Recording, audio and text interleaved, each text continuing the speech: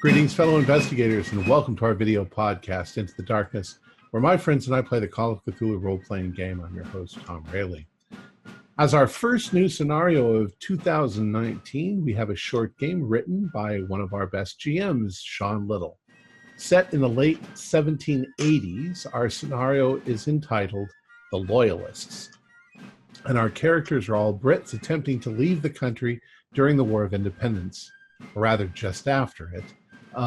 Sean is running the game, and this is version 1. We might run it again sometime. So without any further delays, let's begin our journey into the darkness. Sean? Everyone, could you please introduce your character name and yourself? Give whatever details you choose to give. Remember, you don't have to... The people listening are not the other players, but the other players are listening too.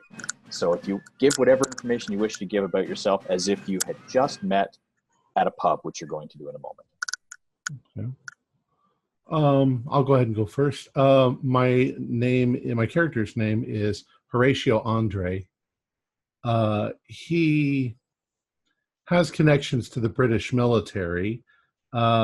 He's basically been acting undercover, trying to subvert the colonists. But the jig is up, so he's had to run.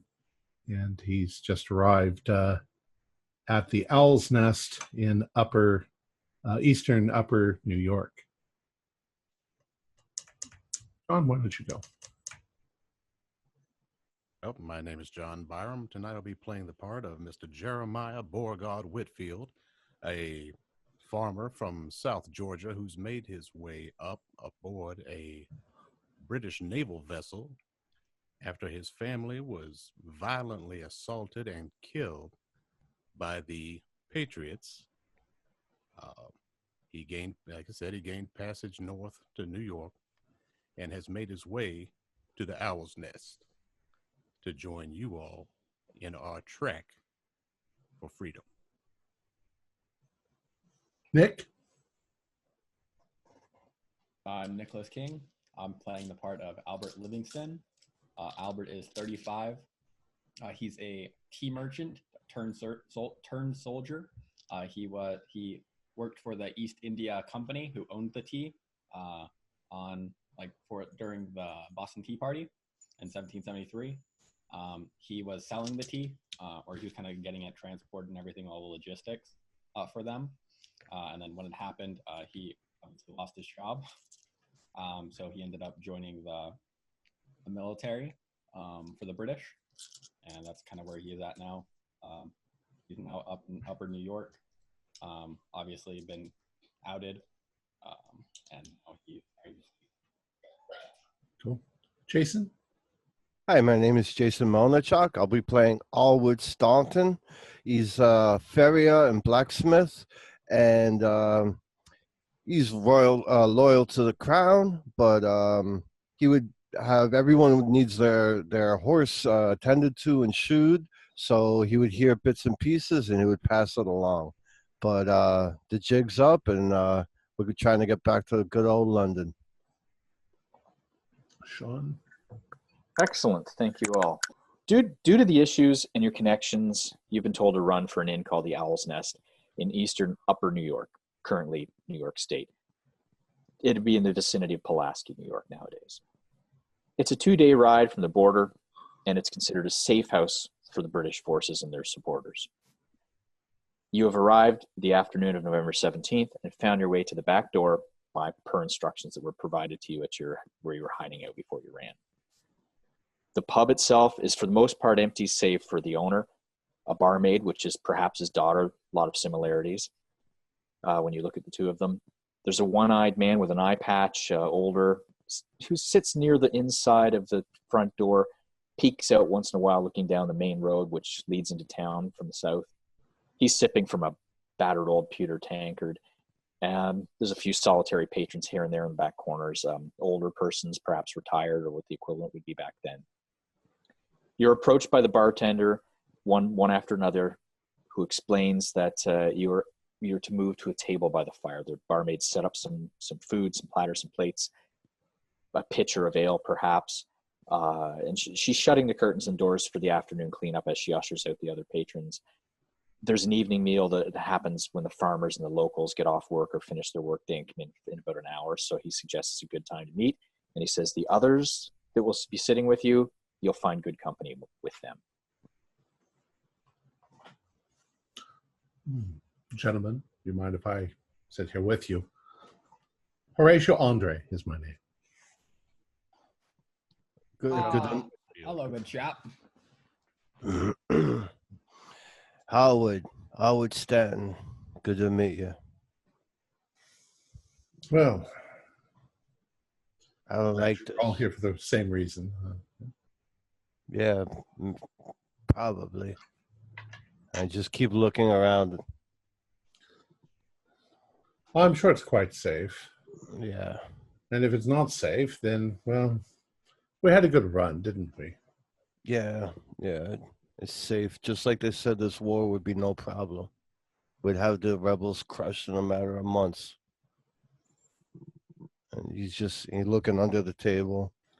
Well, one does not expect soldiers to come jumping out of the bushes. Savages. I've seen them come out of all kinds of places, all Right. the way down from Charleston to just right off the boat. There's no telling where they're going to come out of. Ah, so you're from the south, are you? Why, yes, sir. Just a little south of all that, all those shenanigans going on down at Moore's Creek. Once I saw them patriots, as they were trying to be calling themselves. Once I saw them push the British off of Savannah, I said, it's time for me to hightail it out. They came in and they got my mama and they got my pa, and there was nothing more for me there. Oh, my. But hopefully we'll go somewhere where like-minded individuals are a little more welcome, a little more well-received. Someplace more civilized, as Mr. Staunton was saying. A little more civilized would suit me just fine. So, I wonder what we're waiting for. I don't know. Might as well drink up, though. Who knows when the next time we could get a drink is. The last of the patrons has now been ushered out the door. The door is shut, bolted. And as you're sitting, the one-eyed man moves to another location within the bar, watching you, watching the bartender, just sitting quietly. The barmaid brings him another drink. And the bartender comes over, wiping his hands on cloth, rag, has a seat and says, "Oh, it's been a heck of a long week." Sits down, pours himself a small half pint, says, "Well, fellas, I'll put it to you straight. You're going to have to make another run. The Rebs have, they haven't barricaded the town, but they're around. We can't give you any horses. We can't give you anything more than what you can carry. But I'm going to provide you with lodging for the night. There's no suspicion. As far as I know, nobody seems to be watching the inn. You'll have lodging for the night, and in the morning, I'll provide you with directions. Well, I can provide them now, I guess." He takes a map out of his apron. He just rolls it out on the table. He says, "This is very straightforward, very simple. Stay off the main road tomorrow. We'll load you up with food and provisions. It's not even a half day's walk. And you get to Mr. Snow's farm. The Snow farm is not down the main road, as I said. It's down a pathway through the woods. You go behind the blacksmith shop, around the abandoned barn, through town, a little bit of it. Lots of side streets. No one will see you leave. Follow the roadway that you find there. It's overgrown. And just keep going straight. And you'll eventually hit the Snow house. They will feed you again and provide you with transportation for the rest of your trip, along with perhaps a guide." Well, that sounds good to me. The sooner the better. But all this traveling has got me quite weary. You say you have accommodations for us upstairs, aren't they? I have accommodations there's 2 rooms. You can split it up however you choose between yous. There's multiple. There's 3 beds in one and 2 in another, so it's certainly lots of room for all of you. Within the rooms, you'll find that I've already set aside some packs, haversacks, if you will, to carry your belongings, any more belongings in. My daughter here, Marie, will set out for you food, so you can pack it some nice, just a day's worth of traveling food, a little bit of ale and some water to take with you, whatever you choose, and you're free to leave in the morning. I won't wake you. I won't be knocking on your door once you're up the room, so you're on your own. I do suggest you want to leave tomorrow, though not today, only because you just arrived, and it may seem suspicious to have people newly arrive and leave if they are watching. Makes sense. Makes sense. Now, is that an issue that you would normally have around here for folks to be watching who comes and goes that closely? We are close enough to the border. All travelers along this road are watched in some way, shape, or form. I thought this was supposed to be a haven for the Loyalists. Oh yes, oh yes. You're all welcome here. You're definitely welcome by the locals, and whether you know it, whether I've told them or not, they probably, some of them know who you are, who you may be, maybe not yourselves, but why you're here. But I will say that there's always spies about. We have to just be safe. Well, thank you very much. You've given us direction, so we won't have to ask you in the morning. Thank you. What was his name again? Hold on while I stop my thing from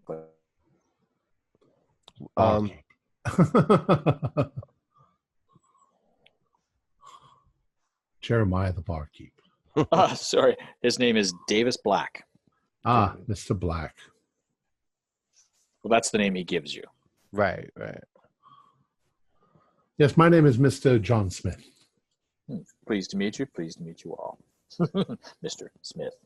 And this is Mr. Smith, and this is Mr. Smith, and that's Mr. Jones.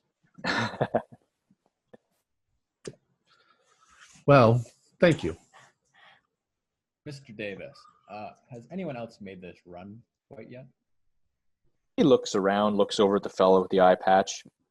Fellow nods at him. And he says, I would like to say that we've probably, if you will, processed about 100 people in the last year and a half. My word.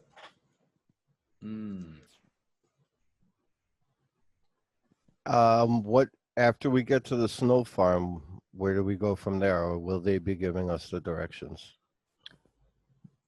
Well, I can tell you that when you reach the snow farm, there will be a person waiting to assist you in your travels. He's a native person, an Indian, if you will. I won't give you his name right now, but I will. I don't profess to know his name. I know the name he goes by, his colloquial name, if you will. But he will be meeting you, and he will provide you with some transportation. Mr. Snow will provide you with transportation. I believe he has a team of 2 horses and a carriage or a cart. Ah. Not enough for you all to ride in, but you'll enough to carry your. You'll travel from the snow farm north, approximately two days ride north. When you arrive at the predetermined destination, there will be a barge waiting for you at noon. And that is all I know. Ah. That's to take us across Lake Ontario, yes? Yes. At that point, the lake narrows till it is a series of islands. Ah. A little easier to get across. Well, thank you, Mr. Black. Happy to assist. So if he walks away, He does. gentlemen, I can't help but imagine that turning in spies such as us who are trying to get across the border would be quite lucrative for this man. If he, I'm not so sure that I want to trust him 100% just yet. That's what I was thinking. stay here tonight. Maybe in the morning we wake up to a little surprise. Maybe we wake up a little early and leave. I think that we should keep a wary eye open, for something that might be going on. I'm sorry, perhaps I'm just nervous. Your suspicion is probably valid. How did you all hear about this place, the nest? Well, my friends in the British military told me to come here, so I suppose that's worth believing in. However, things change. Things change every day. For all we know, this isn't even the actual barkeep here. This is all a trap for us. But I think that I've got some personal protection. And with that, I have this big blacksmith hammer, like about yay big, I plop it on the table. And if you notice, Harwood is huge. He's like 6'4" and very muscular. He pounds out iron day and night. So not late, pounding out horseshoes, and he goes and he plops it on the table. The whole table shakes, and he's like, "I got my protection here." I certainly know who I want to stand behind. Why can't you own that one? Now, I've got my hatchet and my hunting knife if anybody wants to become a little frisky and make a move, but I'm more worried, or actually curious, about our one-eyed friend over there. He seems to be keeping a keen eye on things around. Yes, I also thought it was rather odd that they put him in charge of watching things. I did find that quite peculiar. I think he actually owns this place. I think the person we're speaking to is the informant. The person who shuffles us to freedom. Knowing a little bit about covert operations, perhaps both of his eyes actually do work. Yeah, that might be. I suppose at the moment we're just speculating. But if we do need to take out any opposition, we do it quietly. I would not suggest firing a gun. I second that one right there, too. We'll keep it nice and quiet. I've got the blades ready. Well, gentlemen, I think I've had enough. Who wants to be my bunkmate? I think we should all just stay in the same room. There's a room with 3 beds. It would mean that somebody would have to share. We take turns on watch. One person stays awake while the others sleep. Not a bad idea. I'd happily take the first watch if you gentlemen would like to go ahead and start to nod off. I was going to stick around and have a little extra nip down here myself anyway. Well, we'll go find out which room and send you word down which one we're staying in. What time of day is it? You arrived at 3 o'clock So in the it's afternoon. Oh, 3 in the afternoon. Yeah. Yes, sorry. Now, are we? I don't want to go to bed yet. Yeah. That's a little early. Yeah. Are we supposed to just stay in here, or are we free to roam around a little bit and look at the environment? Nobody's keeping you in here, and he didn't imply that. I would stay out of sight, though.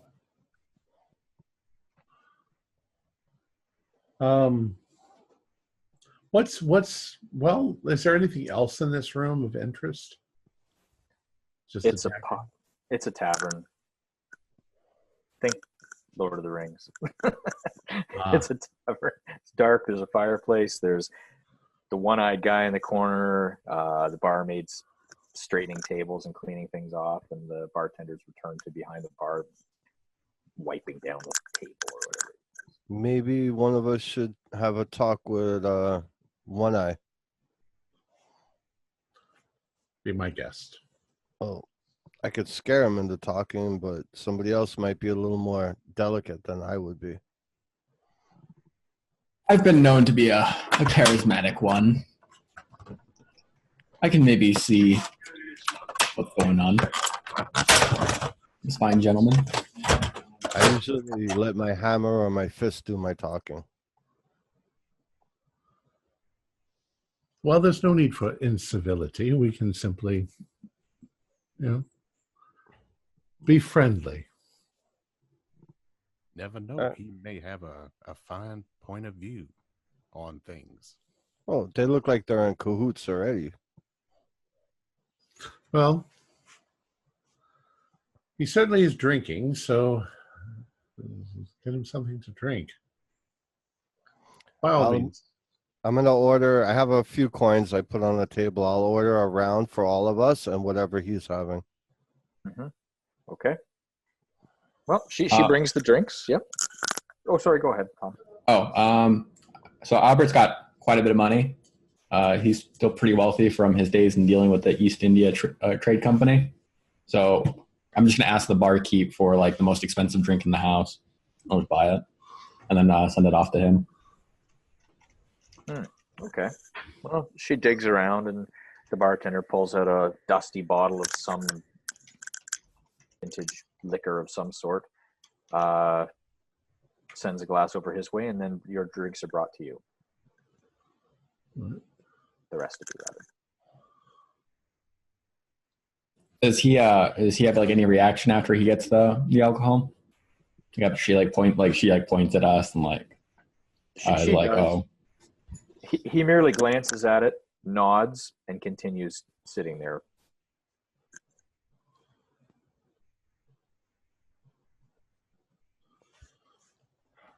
I'm actually just gonna like walk up to him then and just I'm just gonna be like, hello, good fellow. You not like expensive liquor? Well, part of my job is to stay sober. So I tend to sip, but I thank you for your gift. Thank you very much. Your job? Are you on the clock? He taps his eyepiece and says, you can't see him doing it again. Taps his eyepiece and says, I'm on the watch. What are you watching for, fellow? Or something I'm not aware of? Nothing you need to be concerned with. That for Patriots is what he's doing. I know everyone in this town, and I know everyone who's new to this town. So I keep an eye on the new ones.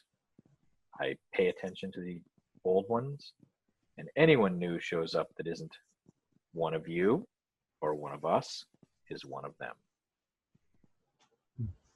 Now, can we all hear this, or is that just Albert? It's not a huge room. He's off in the corner of it, so I'd say you will hear it. Well, you're doing a mighty fine job. We appreciate your service. Keep the bottle. Well, thank you. I'll just head back to the table then and get back to these guys and kind of tell them about. He seems pretty trustworthy. Seems to be a fine fellow. Just a watcher of the town, keeping us loyalists alive. Good. I wouldn't say loyalists too loud in here, but yes. I think they all know. It's only us in here now at this point. Yeah. I would like to walk up and maybe have a word with that fine Marie, the barmaid. That's easy enough. Don't offend our barkeep. The barkeep will watch you as you do this, but it is his daughter after all. But yes, she's cleaning tables. She's happy to talk to you. Hello, can I help you? Yes, ma'am. I'm sure you saw my friends and I come in. We really just want to know, is there anything about this place that would cause us harm, or anybody in here that maybe we should keep an eye on? Oh, my father is the one to ask any questions you have. really. I just work here for him. I'm not one who's aware of politics and things. Now, Marie. Come now, Marie. Let's not play coy. We all know that a lot of lives are lost from those of us who believe like we do. So any information could be saving our lives. Are you using your swoon skill?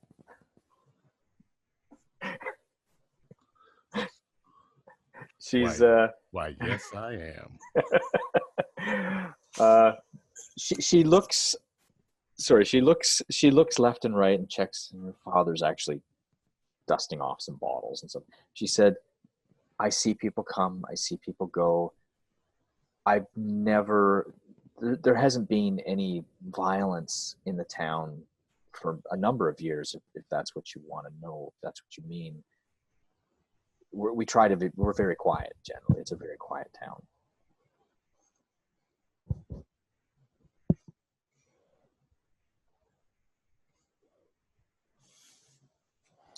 Well, for one, my character is sitting at the table.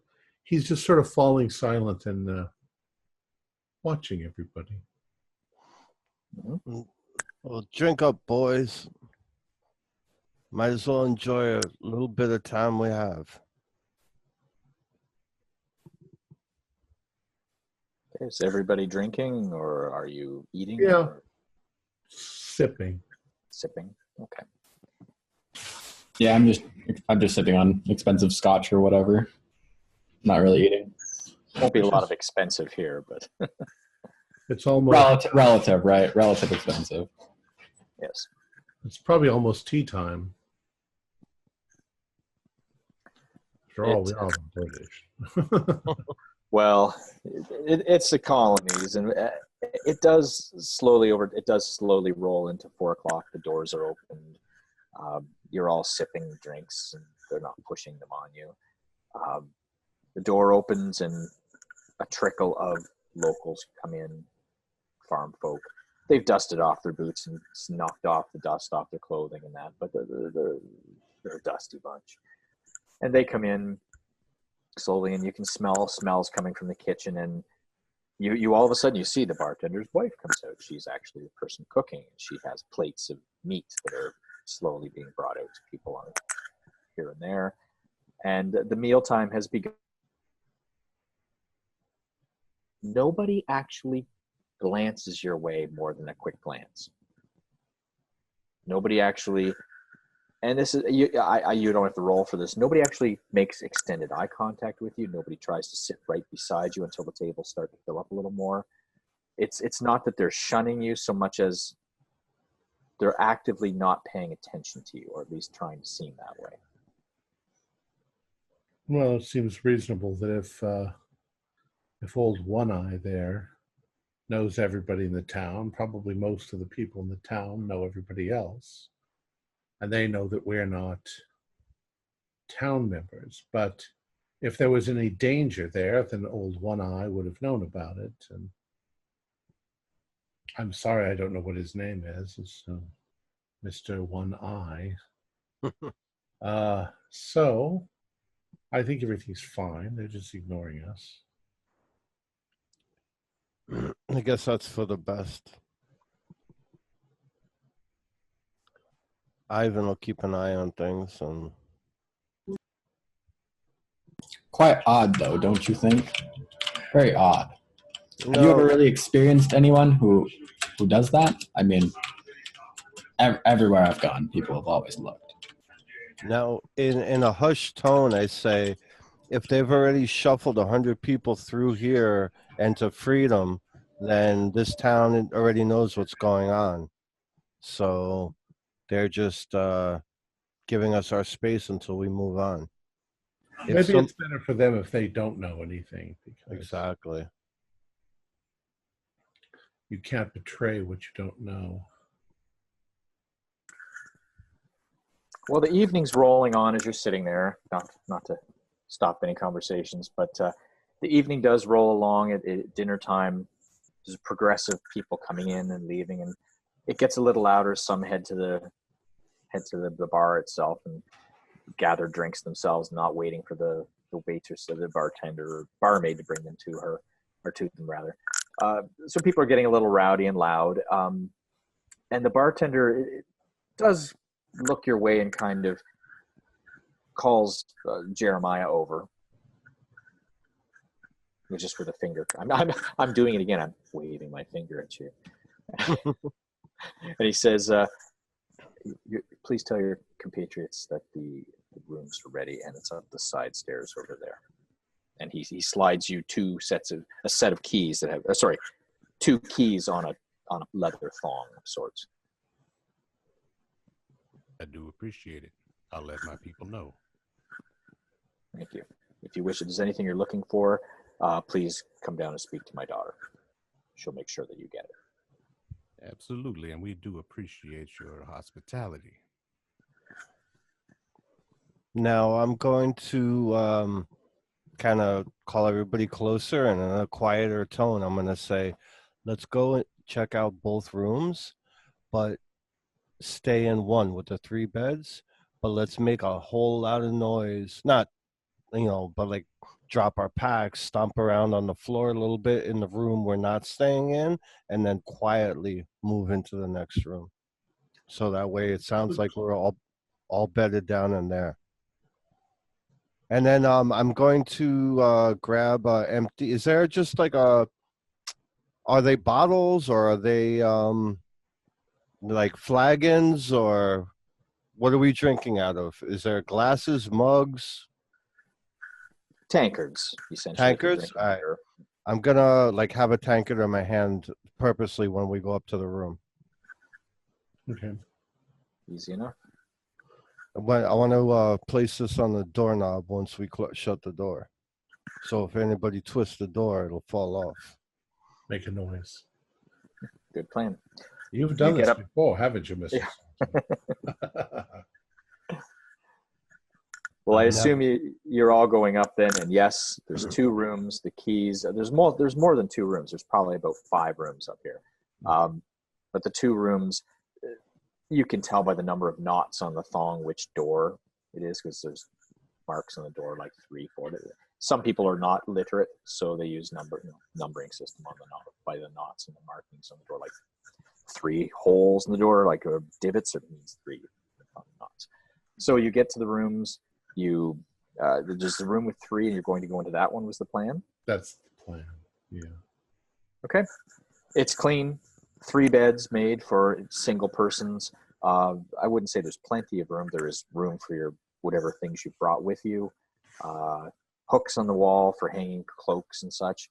There's a window that faces to the east, so you can actually see the blacksmith shop from here. You know it's a blacksmith shop because even now there is smoke and fire, and he's still working in there, the blacksmith. You can see a paddock with some horses beside the blacksmith shop. And a little farther on, you do see the abandoned barn they spoke of. It's all barn board with some hay stored in it. It's all fallen down partly. Fire hazard. And then you can see to your left, if you look a little bit here, you can see down where it goes into the main part of town, which isn't very big. It's a few houses, some sort of a town hall of sorts, but it's not very big at all. So that's generally what you can see from the window. Now, are the windows curtained? Can we close the curtains? Yes, there are drapes or curtains of some sort, yes. All right. And the other room looks basically the same? Same, but it's on the other side of the hallway. Okay. I just want to take a look at the doors. Are there on the outsides of the doors? Are there any other markings on the doors besides the notches for 1 or 2 or whatever? You don't see anything just glancing at it. If there's any kind of a roll you wish to make, you could suggest that. Spot hidden? Absolutely. That would be the one. 39. A regular success. Regular success, you don't see anything specific or different from one door to the next. Even if you look at the other doors down the hallway, they all look same condition. Okay. I'll take the bed in the middle. Brother, Well, just- gentlemen, go ahead and choose your beds, and I'll take that first watch. So There's probably a chair there for you to sit in. There I'd is have to definitely. sit in the chair. And before we bed down, I'm going to go to the other room and make some noise, like I said, and then come back to the room. So they think we're in both rooms if they're listening from below. There's a small fireplace beside the window. It has been lit. It only has like a small smoldering fire in it, but there is also a little metal basket full of some wood in it you can throw into it, keep the room warmer. All right. I don't want to, gentlemen, I don't think we should make the fire too large to cast shadows on the curtains, but call me paranoid, but I want to live. Huh. Nothing wrong with that. You No think one you can have live to- forever, my friend. No one. But another good, what am I, 29? I got a good 10 more years in me. You think maybe we should start the fire in the other room as well? Just maybe stoke it up a bit. Good thinking. I'll go take care of that if you want. I'm going to bed, gentlemen. Good night. I'm going to lay down on the bed. I'm not going to take my clothes off. I'm just going to lay on top of the bed. Sure. There is a pitcher of water and a wash basin and the usual accommodations for the time of things in the room. There are, as noted, there are 4 packs on the floor, and in the packs you will find there are 2 lanterns with fuel, flint and tinder, not tinder and flint. No, I was going to say flinder and tint and flinder. Tint and flinder. God, tinder and flint. There's actually a copy of the map that was given to you. There's another copy of that map, hand drawn as well, stuffed into one of the satchels. There's also a day's worth of food for a person, so like approximately 1 day's traveling rations, like some beef jerky, some like a couple of apples, fall apples, maybe a potato or 2, just enough to chew on as you're walking, and that's really what is in each of the satchels. And a very brief hand-drawn map, as I said, that shows you the way to the snow house. Oh, this is nice. I haven't had apples since I was a child, and my parents made me go outside to get apples. Well, good night, gentlemen.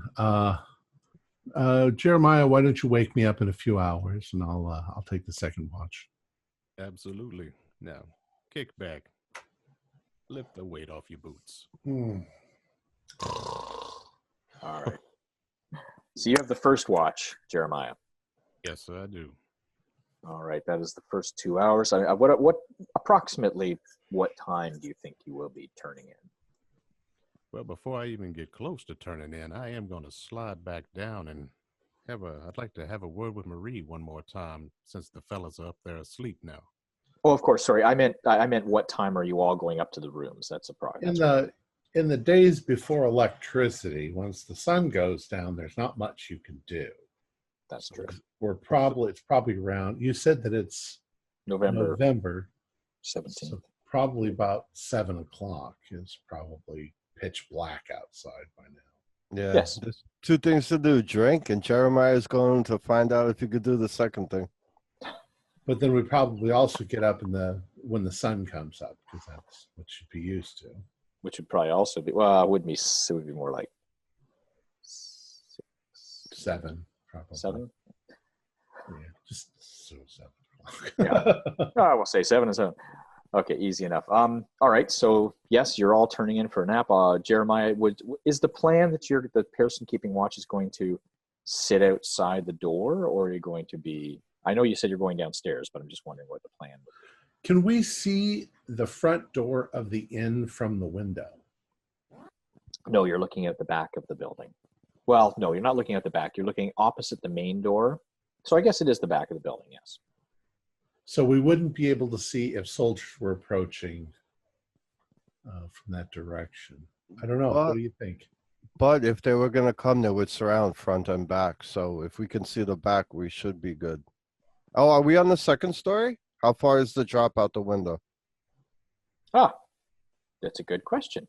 You look out the back window, I'm assuming before you turn in, and you note that there is a sloped roof directly below the window, and that sloped roof leads out maybe about 10 feet, 10 feet, down onto an area where there is another building that is another 5 feet down. So you're on second floor, but you just as you look out the window, you note there is access to the ground through the back window. Okay. Excellent. Well, I'll take your lead, Jeremiah. Do you want to stay here? Do you want to go downstairs and keep an eye out down there, or? Well, it's kind of a toss-up right now. I did want to go down and have a word with Marie, but then again, I do not want to leave my comrades up here all alone. So, Well, nobody can get to us up here from down there unless they go past you. Unless you were planning on visiting Miss Marie in some more private area. Now, Horatio, you know that I would not be able to discuss such matters with you in an open forum. You'll be in London in a few days, so who will ever know? I should probably slide down there and see if Miss Marie could help us out in any way. I would do that first and keep an eye out on what's going on. After such, save she doesn't decide that I look the type that needs to be stabbed or cut, or her father possibly thinks I'm being inappropriate, then I should come back up. And I think I'll just set up camp outside the door. All right. Okay. So that's what you're doing? Yes, sir. All right. You go down, peek your head around the corner, and it's a thinning crowd, but there's still a rather slightly rowdy crowd of farmhands. The younger ones are around. The older ones have sort of headed home. Marie's poking around, cleaning things, getting drinks for people. She looks very tired, and the bartender as well. Nothing overtly exciting. The man with one eye has changed locations. He's at the door again. Now, is his patch still on the same eye, or has it seemed to migrate over the course of the afternoon? Same eye, yes. Oddly enough, do you want to do an idea roll? Give you a little bit of trivia if you do an idea roll. I think I will do an idea roll. Or something like perception if you prefer, one or the other. Something like that. I'd like to give you the choice. I don't think we have perception. I know. I mean, something that would be akin to perception. I have. It's a fail. There's no reason to even find one. Well, you do notice the same eye as before, you think. All good, though. Otherwise, nothing exciting, nothing out of the ordinary. All right. Well, if nothing's really changed and nothing's catching my eye, I believe I will go back upstairs outside of our door, and I am going to spill a little beer on myself so that I have a smell about me. And I'm going to kind of hunch against the wall right next to our door as if I was drunken and just kind of collapse there for a moment, just to give a little heads up. All right. Everyone else is napping? Mm-hmm. Yeah. Okay. Milling about, napping, checking out the other room a little bit. It's all good. Nothing out of the ordinary. You don't hear any noises from the other rooms, oddly enough. You have a feeling that perhaps that's the intention, that when perhaps it makes sense to you that when there's people in the room, in the building, who are being ferried north, perhaps the other rooms are not occupied. Just because there's no witnesses, so to speak. Did you set aside a time how long you're going to be on watch for? I do the 3 hours, and then I'll wake up Mr. Andre. All right. Could you roll a listen, please?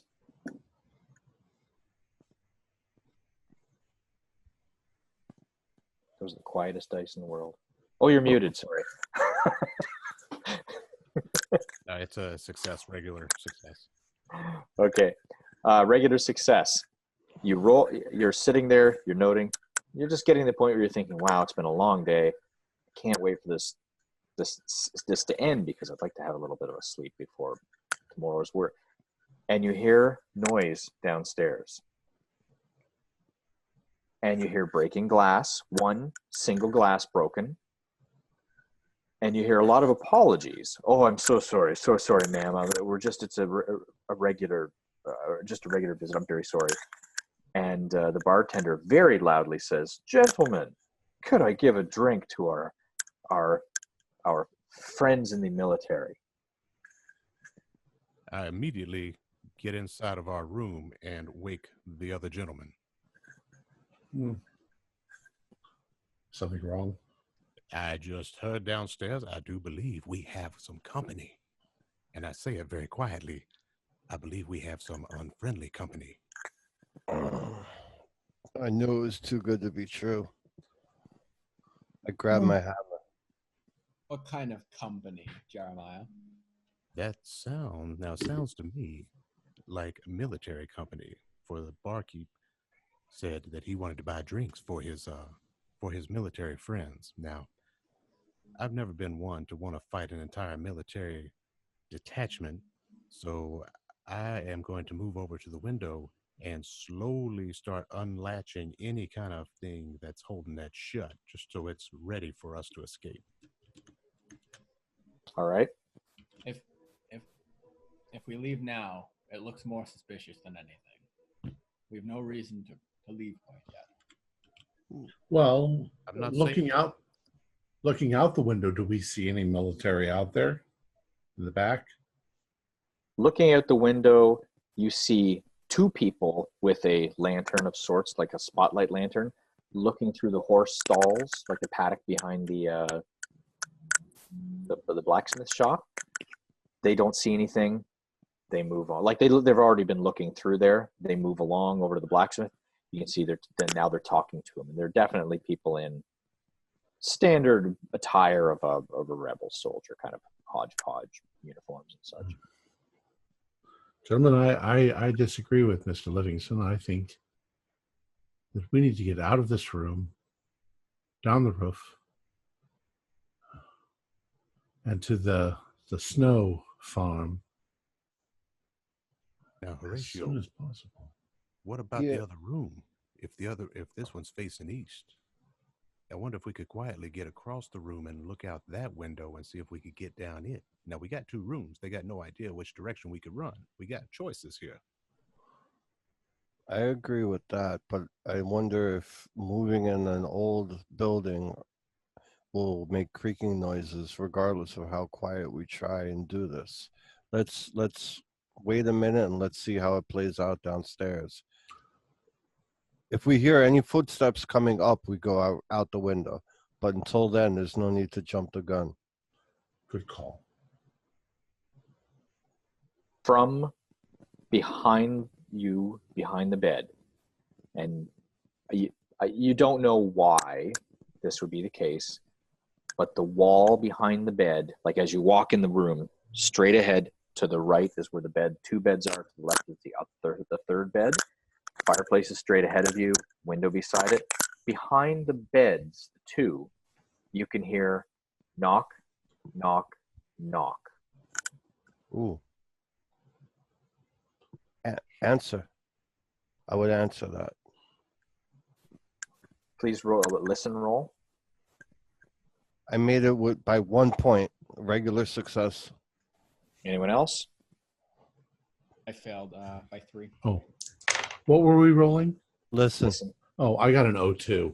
Ooh. Ah, excellent. You guys hear the knocking and you're looking at each other and a bit of shuffling a bit. Horatio's like, shh, pushes you back a bit. And Horatio, as you listen, you hear a voice from behind the wall boards. It's the barmaid's voice. Uh-huh. She says, flee. We have to go. Out the window, across the roof, and jump down on the backside so that they don't see us. And then make a run for the trees. Are there trees? If you go down the roof to the other building, to the ground, straight ahead of you is a little laneway blacksmith shop. Beside it is the paddock. The barn is beside it, and to the right of that is the treed area.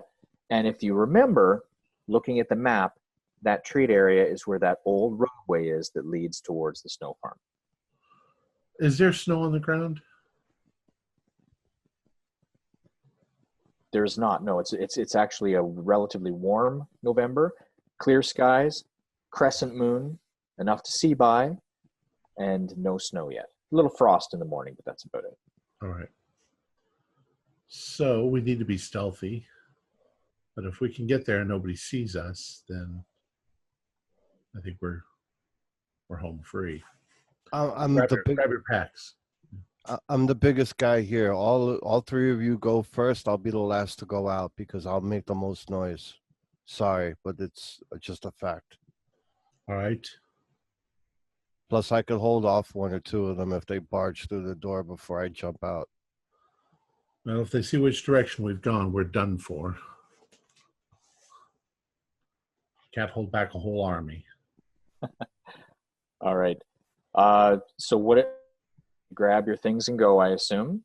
So one by one, you need to make a dexterity roll to get out of the window onto the first roof.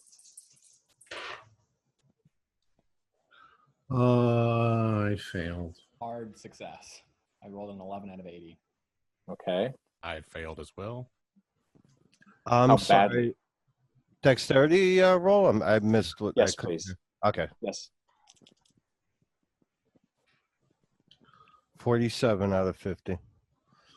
Yeah, I got 75 out of 50. I got 64 out of 60. Is it? Can I use luck on that one?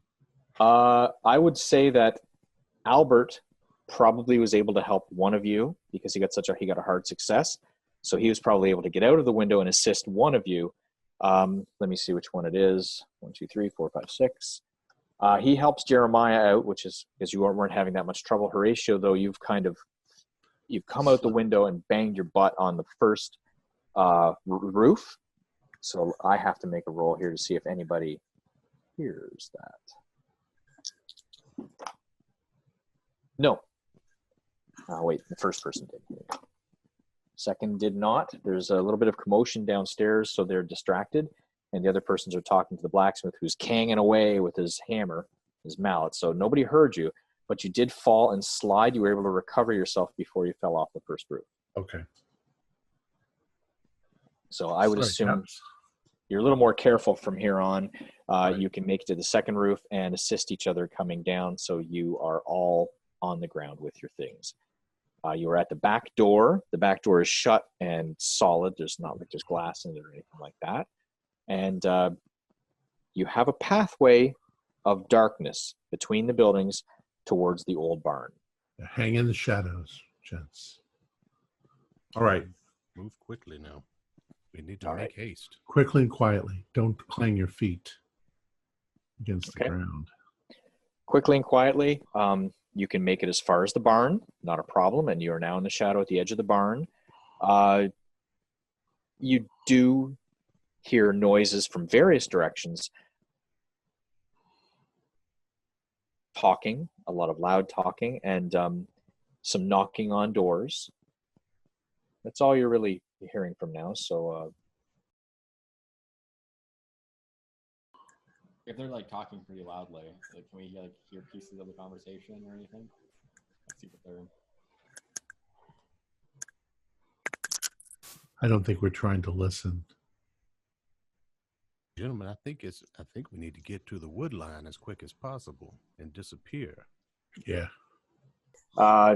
You got as far as the barn, and you're in the shadow on the lee side of the barn. Moon is on the other side.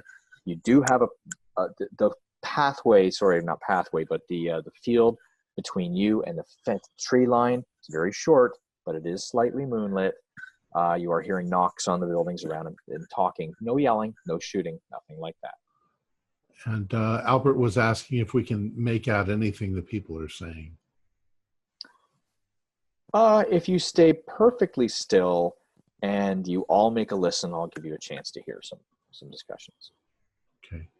Well, we're waiting before we walk into the moonlight. We're going to have to, I think that Staunton mentioned that we shouldn't run. We should just casually walk that direction so that nobody notices, something moving. So, yeah, we're kind of quiet and waiting. Yeah, successful listen roll. Okay. Tell me if anybody makes any successes, and I'll tell you if you hear anything. 04. I would have rather saved that good roll for something else. I got a 13, so that's pretty good. I got a 33, Excellent. which is a hard success. Okay. Albert? I also rolled a successful roll. Excellent. You are hearing, you're able to listen and discuss among yourselves quietly. You are definitely hearing rebel soldiers very politely asking people of the neighborhood, have they seen any strangers in town lately?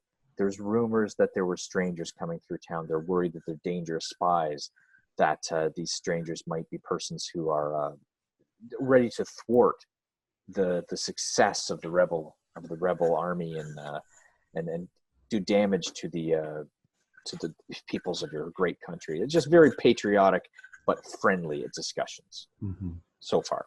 No shooting, no banging, various discussions, and the people are saying no, haven't seen anyone. You get the occasional, we get travelers through here and there, merchants and such, but nothing today that I know of, nothing that I noticed. Gentlemen, it's only a matter of time before they find somebody who saw us in that restaurant there back at the tavern by the fire. It's very possible, though, that nobody would squeal, if that's a word, simply because it implicates the entire town. But let's go quickly. I think, should we go one at a time? I was just thinking the same thing. Perhaps maybe one kind of hunch down a bit and scoot. Yeah, until we get to that shadow over there where we can regroup. Could someone else, just one of you, make a listen? I'll happily do that.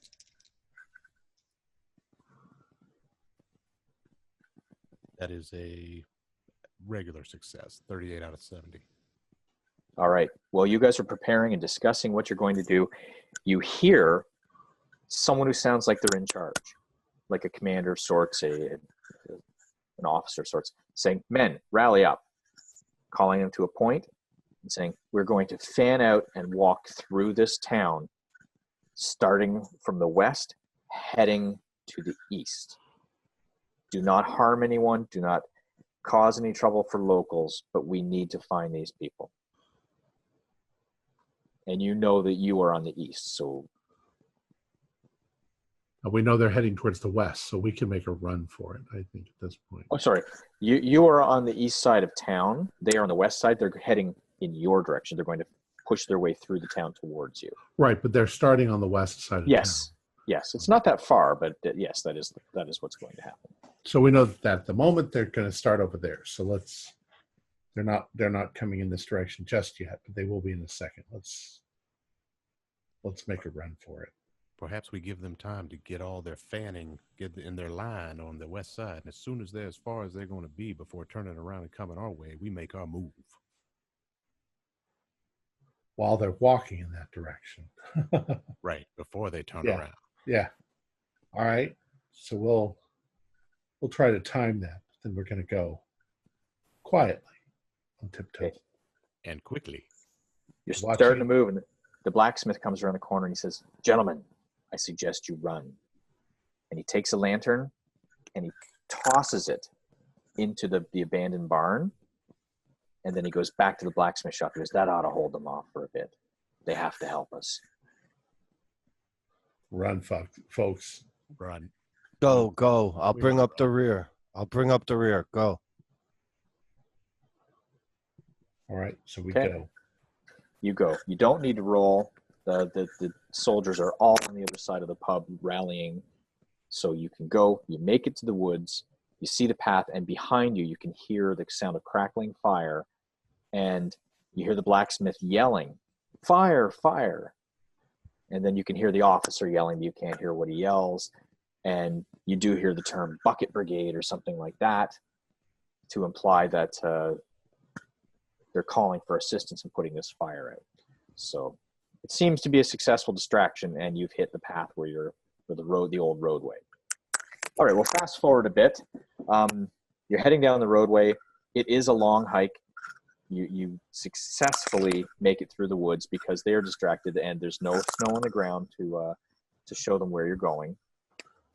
After about 4 hours, it's a long haul at nighttime. You're very tired. You do hear noises in the woods once in a while. You hear the sounds of animals. Some of you may or may not be afraid of this, but your fear of being caught is stronger. Morning comes. Well, 4 hours later, it's not morning. Middle of the night comes, and you make it to a farmhouse off the beaten path. According to the map, it was completely accurate. And it's your standard, relatively cozy farm, barn with a paddock, a fenced-in area where there would be some cattle, perhaps. But the lights are all out, but there's one lantern in the window. That's all you see. It's a small lantern, on very low. That's it, gentlemen. It's not very customary to leave a lantern burning in a window either. That must be our signal. Well, except that how could they possibly know we were coming tonight? We were supposed to come tomorrow. Early in the morning, it's still dark. Oh, after 4 hours of traveling, it wouldn't be. No, I'm saying if we went oh yeah, you're right. Well, well, I assume this corresponds to what the map says. It does. One of us should go. One of us should go without the others.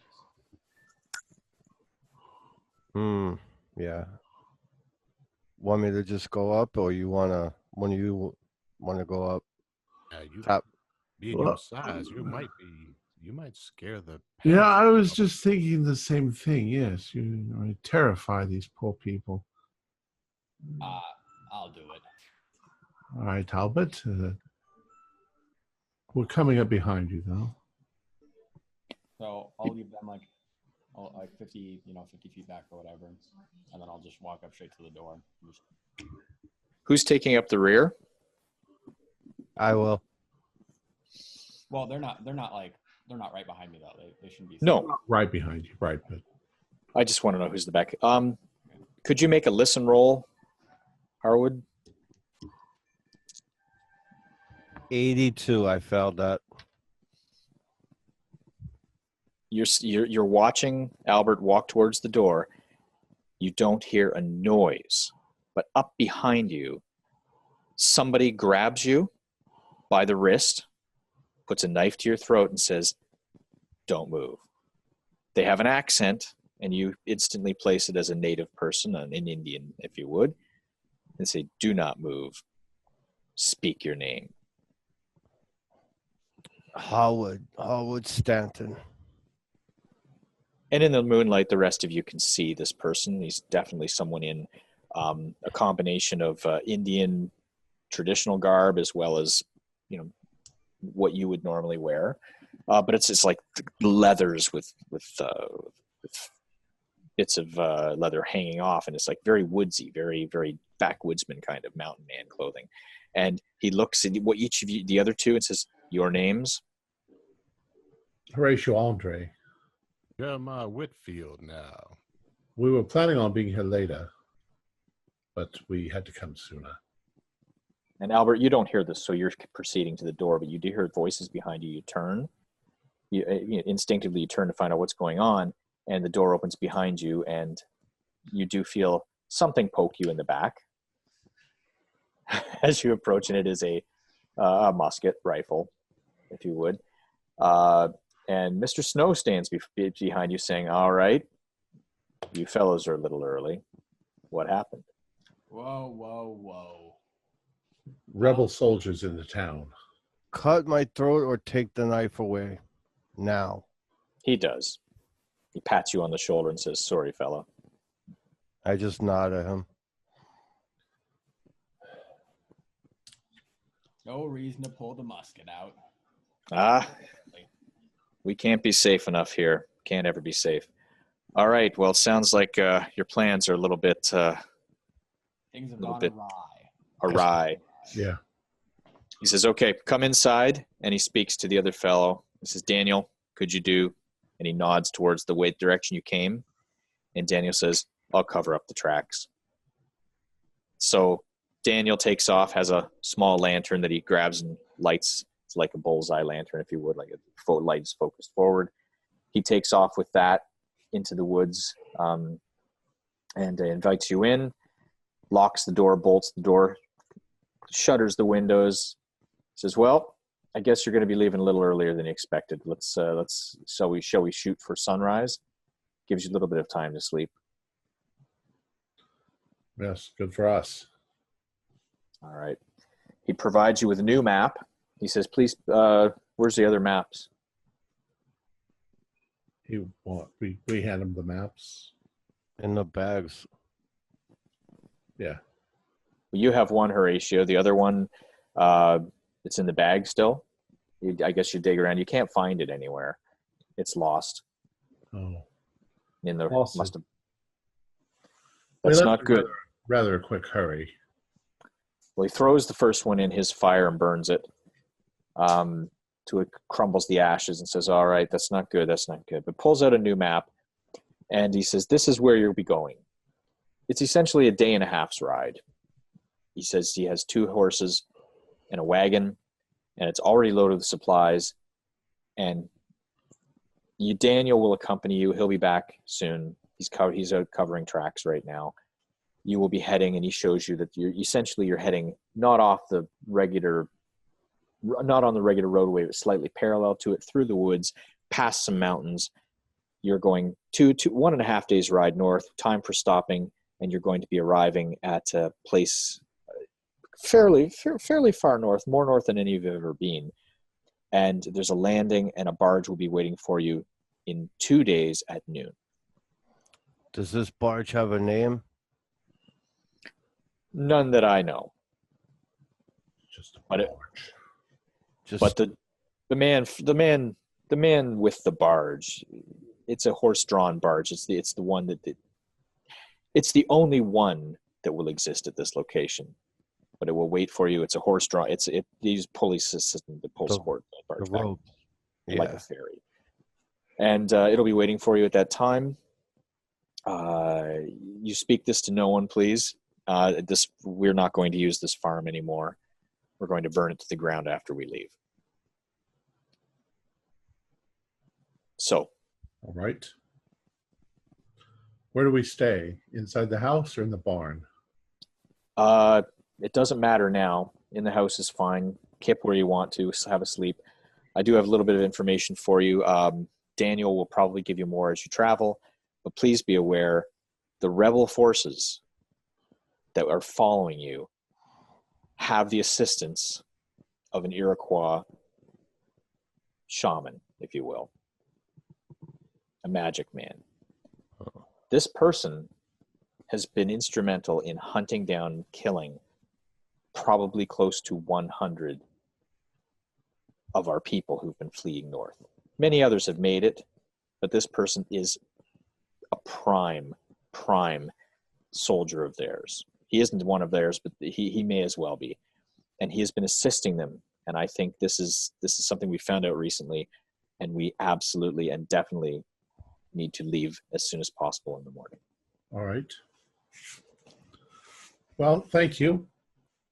Gentlemen, should we post a watch again? Absolutely. Down south, not it. because I am exhausted. Yeah, we're all exhausted. We've been walking for what, 4 hours? I'll take one of the watches. I'm Why don't we still all like, just? Yeah. All right. you see, I'm still like a little pissed off from having that guy sneak up on me. Well, most likely we're all going to fall asleep anyway because trying to watch after this point, we're exhausted. You are all exhausted, yes. You've had no sleep the day before, very little sleep the night before. Jeremiah has had zero sleep, and it's weighing on you. You can feel it in your bones. You can feel it in your chest. You need sleep. You are not able to continue right now. Well, are we alone, or is the gentleman still with us? It's a house. It's a farmhouse. He's in the house. So we're going in the house. Yeah. So if we ask him, we can sleep safely here. Somebody will watch us. I think it's He far enough away. He pats his musket. He says, "I'm watching. It's good. You can stay up if you want, but I think you need some sleep. You got a ways to go tomorrow." All right. Go to sleep then. Yep. Yeah, I'm sleeping. Okay. Albert as well. When Albert's kind of like tired, annoyed. All right. Morning comes. You can feel morning. He can smell the smell of food being cooked. He has eggs and bacon, the basics ready for you. Or ham and bacon, ham and eggs most likely. There's piles of food on the table. He says, "Eat up. We're not leaving anything here."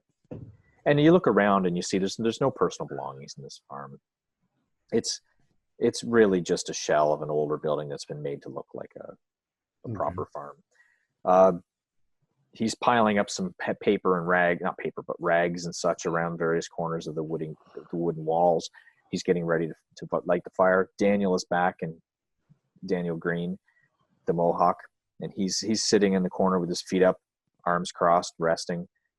Once the food is on the table, he jumps up and eats as well.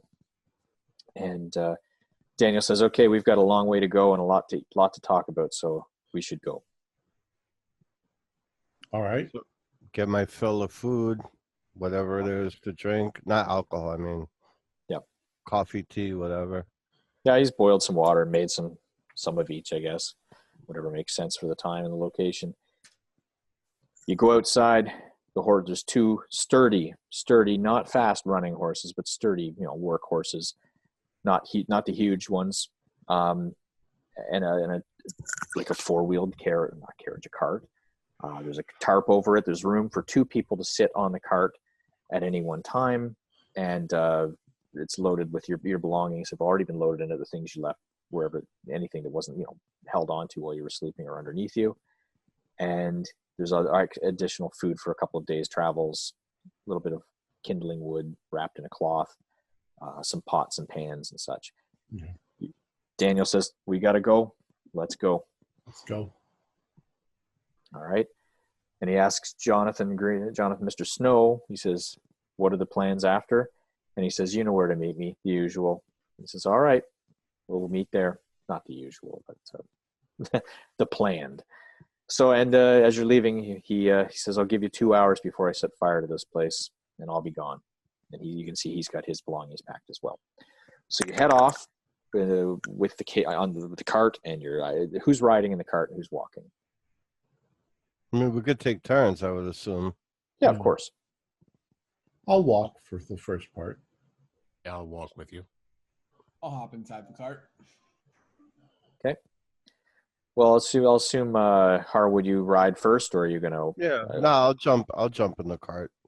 Okay, you can just alternate that way from now on. Just right. So you head off, and Daniel scouts ahead, and he walks ahead and comes back, and then he walks past you the other way and comes back. He does twice as much walking as you do, and he never seems to tire.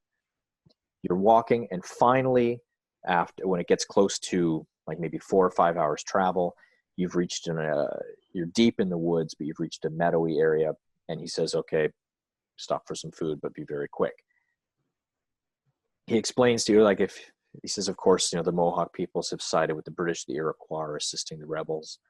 And he says, "If I get caught, I'm as dead as you." because they will not allow me to survive. But the man with no name who assists these rebels, my father spoke of him, his father spoke of him.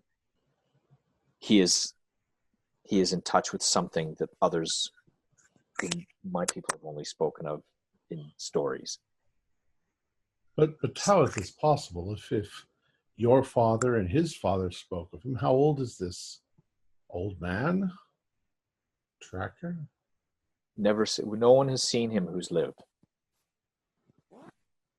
But he can hunt any bear, he can hunt any mountain lion, and he's now working for the rebels, hunting your people and my people down.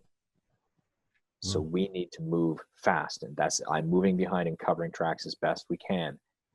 But I ask you to please remain quiet when I tell you to be quiet, when I tell you to run for cover, and when I tell you to bunch together, and face outwards with whatever weaponry you have at hand. Got it. No one survived. How do we know about this man? My people know of him. His people have spoken of him. None of your people have survived. He is hunted. So you eat and you proceed. You're walking, you're trading up, and the weather seems fine. Everybody do a listen roll, please. Fell. Pass by half. I got a pass. Okay. In the distance, the two of you hear barking. Distant, very distant. And it seems to be echoing off of perhaps the hills that are to your right, which would be to the east. There's some rocky faces there that may be reflecting the sound, but it's hard to tell exactly where it's coming from. But you do seem to think that it is behind you. Are there any farms or hunters out this far? Well, Daniel hears it too, and he looks around, he stands still, and he says, "Not here, no. There are some mountain men, backwoodsmen, folk of yours, and many of mine that live in the woods, but no farms or homesteads, and we don't keep dogs generally." I wonder if they're using dogs to hunt us. They sound more like the hunting dogs or more like hounds? Just barking dogs. Yeah, so they would have to have some article of ours that had a scent to it for dogs to be hunting us. We were all laying in those beds for a couple hours. Jesus Christ, we were all laying in those beds, weren't we? What a fool we were. Sorry, Albert, you're muted. Burn the place down before we left. No, we burned the snow farm. They didn't burn the inn. No, I said we should have. Not that Oh. we did. There are people living there. No, didn't they? They burned the snow. Oh, you mean no? Yeah, I mean, the it's original the inn that Yeah, the end. that we smelled up. Just didn't think of that. Could we have a 5-minute break for a moment? I need to use the. Yeah. I was thinking the same thing. Me too, 5 minutes.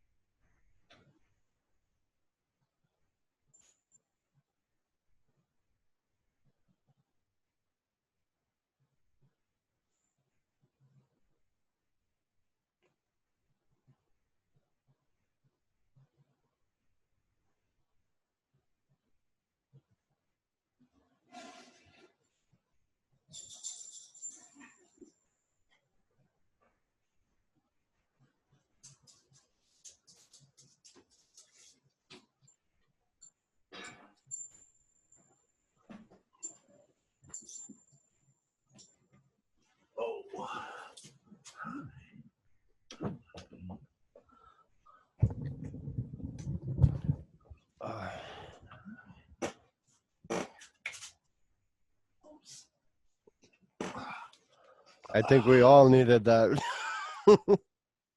Somebody heard me, so now Uh, he's normally not in here with me. that's who was barking. Yes, it was little snake dog. Little sneaky snake dog.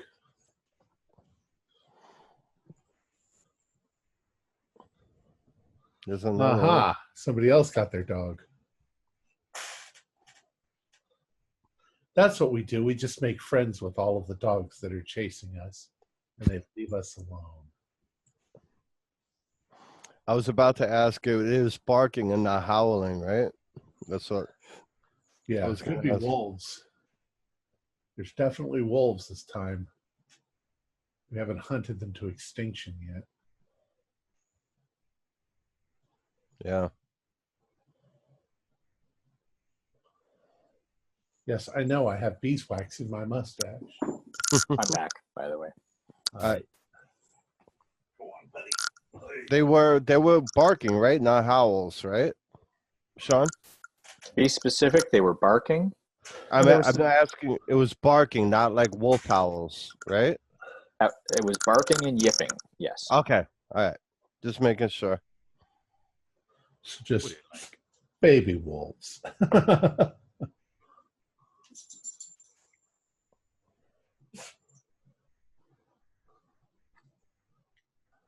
Daniel looks and he says, I'm having a hard time. He says, these could be coyotes.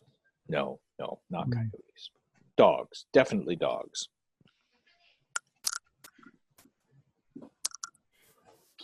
Well, if we hear them getting closer, we'll have to, I don't know what. I've never been hunted by dogs. Do the rebels normally use dogs out in this area? Well, Horatio, you have connections with the British military. I'd say you're the best to make a roll on that knowledge. Okay.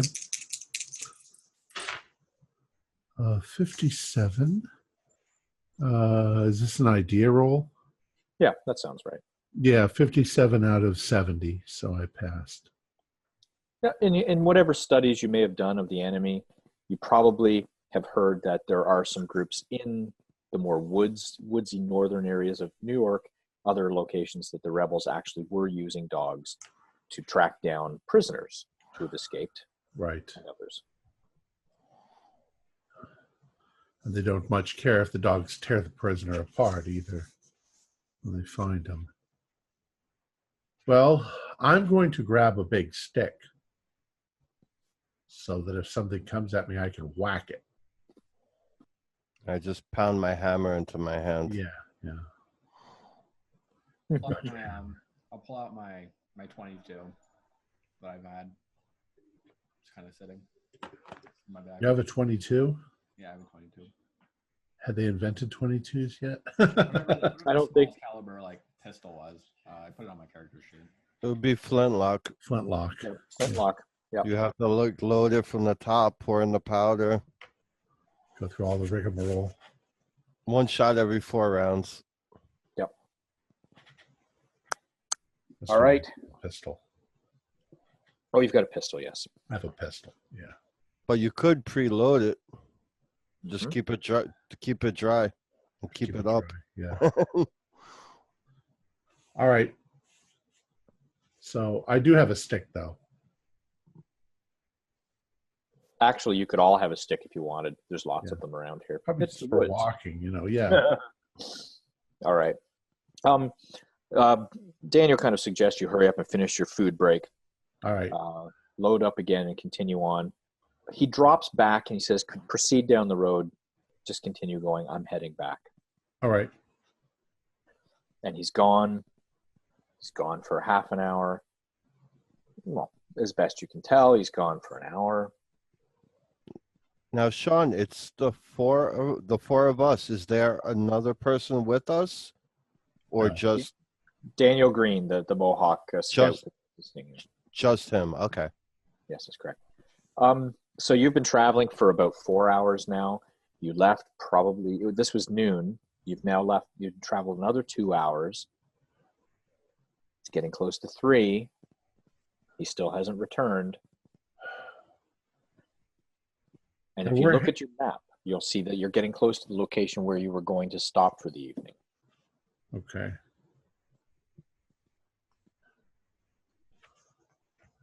Well, I'd say that we've been going, you know, the enemy has to rest too. So I don't think that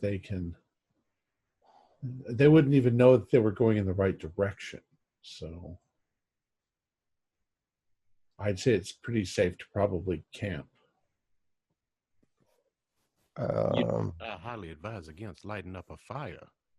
That would be nothing but a beacon for those gentlemen to come find Well, us. it's warm enough that we wouldn't have to do that, but let's find ourselves someplace safe. If there's any place with a little bit of shelter, some rock formations, or I don't know, something like that. Oh, do a spot hidden. I'll let you know what you can find. 94. I don't see it. I barely see the trees. No, 76. No good. I got a hard success. 25 on 55. Nice. All right.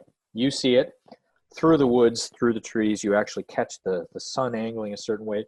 You actually do make out there's a rocky cliff, like a granite outcropping to the east. And against that rocky outcropping, there's actually a little plateau of granite below it. And it's a place where you have your back to a wall. There's shelter, and there's a little bit of an indentation to the rock wall where you could potentially have a fire that's unseen if you wanted to. Okay. What do you gentlemen think? Shall we go for that and make for the night?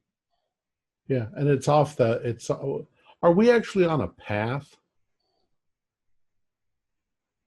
Sean? Oh, sorry, I was muted. Yeah, you are on an old roadway. Okay. It hasn't been traveled for a very long time, but it's not overgrown to the point where you can't travel it by cart and horse. So we've got a cart, we've got 2 horses. We need to get things to where it can't be really easily seen from the road. And then if we can light a fire without really being seen from the road, then we'll risk it. Otherwise, just sit here in the dark. No, you definitely, this location, there's rocky outcropping. There is actually a location behind some rocks, some talus that has fallen down from the rocky hill, the cliff. You can have a little fire. Smoke you can't hide. But the moon isn't full. It's just slightly larger than a crescent tonight. And it's a cavey area, like not a cave, sorry, an indentation in the rock, so you won't have to worry about bears. Okay. Sort of thing. It's a nice location as far as you can tell. All right. Well, let's set up there. All right. You set up for the night. You can start a fire. You can cook some food. You can make some coffee. You are set up. Are you going to set up sleeping accommodations inside this indentation? It's not very deep. It's like 10 feet into the rock. Right. Yeah. Okay. In between the fire and the wall will be the warmest place. All right. You are set up for the night. Evening has come. You've eaten. The horses have been fed and tied to a tree and removed from the cart. You're set up for the night. What do you wish to do? Well, try to get some rest. I need to set up a watch as well. We don't, just in case these folks smell the smoke or they have that magical tracker with them. Well, Jeremiah, you've been up the longest. You get to sleep. Gentlemen, shall we draw straws or? I'll take a watch at whatever order. Just let me know. It doesn't matter to me. But All right, Horatio, let's take a look at that map together just to make sure we have it in our head where we need to go in case or everybody can look at it. I'm just saying, at least if we get split up, try and have people know You know what I'm saying? Let's get accustomed. Everybody should get accustomed with the map in case we get split up. That way we know. Well, at the very least, head north. Right. That, all right. I'm just saying so we know which way we're going in case of anything. We probably don't know which way is north, but we're guessing. I think you probably all have a rough idea which way north is based on sunrise and such. Looking at the map, you are, as predicted, with the same speed about half a day. So noon tomorrow, if you leave at sunrise, you should hit the barge location. Okay. I guess you could call it a ferry. It's like a ferry, but it's a barge drawn by horses. And it looks like fairly easy going. But you are getting close to the main road. That is the one thing you note looking at the map, that you've been running parallel to it in the woods. This laneway gets closer and closer to the main road to the point where you're going to be less than a mile away from it at some point. All right. Midway through tomorrow morning. All right. So let's rest. Harwood, wake one of us up. Not Jeremiah. In a couple of hours. All right. Who is on first watch? Harwood. And who is on second watch? I'll take second. No, you're on first. Oh, I'm first. I'm sorry. I'm on first. Yep. Yeah. Sorry. I'll take first and second and third. What's on second? I'm on first. Take second. So Who- I'll take I don't know who's on third. Sorry, I couldn't help it. How many people are going to get that reference? I'm old. I got it. Okay, so who's on third is the actual question now. I don't know who's on third. Sorry. It's going to keep going. Nick doesn't have any clue of what we're Nick doing. has no clue what we're talking about. All right. Whoever is on third watch, please make a listen roll. Who is on third? I'll be on third. All right. Okay. 07. I got that roll last night. 007. Excellent. You hear sounds coming from the woods. The initial thing you hear is the sound of a stick snapping. Somebody's footfall has cracked a stick. Does it sound like one person or more people? Well, this is the thing. You first hear a stick snap, then you hear somebody's voice murmuring something, like you can't make out the voice of what they're saying. And then you hear another stick snap, and then you hear someone yell, like not yell, but go, "Rrr," obviously giving someone trouble for making noise. And then there's like the sound almost like somebody dropping. All right. I'm going to scoot over to where the nearest person is to me and put my hand over their mouth and lean in real close and say, "Wake up." So, I'll assume it's Jeremiah. all right. Quiet. There's somebody out here. Then I do the same to Albert and Harwood. And Harwood probably swings his hammer and hits me. No, but I have it ready. I sleep with it on my chest. Like Thor. All right. There's somebody here. Everyone wakes, I'm assuming without screaming. That's because I put my hand over their mouths. All right. You all can hear now the sound of people walking through the woods.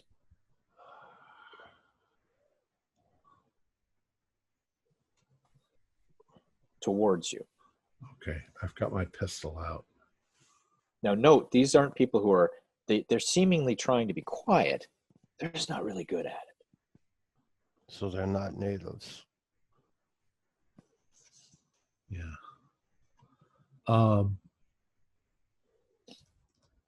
Can we guess that they have at least seen that somebody is over here? Maybe they saw our horses or our cart. Well, they seem to be. They can't flank you because you're sleeping up against a rock wall. Right. But they seem to be going around a bit towards where the horses are. Okay. Now, is there a way we can get to the sides of the outcropping so when they come around the edge of the outcropping, we could grab them? You could do that to the one direction, but not the direction they're going to, because it's a fairly substantial piece of rock. They're going to get to the wall before you would get past them. Is there a way I can hunker down and scoot forward and see if I can see one of them? You can, if you're looking intently with just a little bit of moonlight that's left that hasn't set yet, you can certainly make out the fact that it's definitely two men in uniform carrying muskets in rebel uniform. Okay. They look like militia. They're not actual full-fledged army units. These are militia. Maybe I'm using a term that's different than the way you use it. No, that would be right. Would we be able to get to our horse before they got to our horse? Yes. Now, gentlemen, nothing more worrisome than a horse that's become untied and spooked running right towards you. So if we wanted to, I could slip up there, untie a horse, and give that thing a big old pat right on the rump, pointing them in the direction of those footfalls coming. And next thing you know, they got them a big old horse running right at them.